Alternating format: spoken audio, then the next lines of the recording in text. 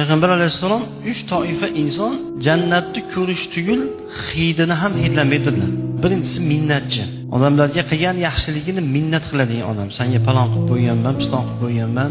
Bandalarga yaxshiliklar ham, yomonliklar ham Allohdanmi? Biz siz bilan men bir sababchimiz xolos. Haqiqiy minnat egasi kim? Alloh. Ikkinchisi bu dayus inson deganlar. Uchinchisi baxildilar. Biz mavzuyimizga tegishli joy shu. Uchinchi jannat hidini hidlamaydigan insonlar baxil. Xudoning haqqini bermaydi, ushurini bermaydi, zakot, ushur. Allohning haqlarini bermaydi, miskinlarning haqlarini bermaydigan inson baxillar, u farzlarda ham tariq boradi-da, baxil inson. Payg'ambar sollallohu hadislari bor-ku, axir baxillik bir daraxt bilan misoli. Asl tomirlari jahannamda turadi, bu dunyoda shoxlari osilib turgan bu dunyo. Kim o'sha baxillik daraxtdan ushlaydigan bo'lsa, do'zaxga olib kiradi baxillik. Insonda oxiri baxillik bu do'zaxga olib kiradi.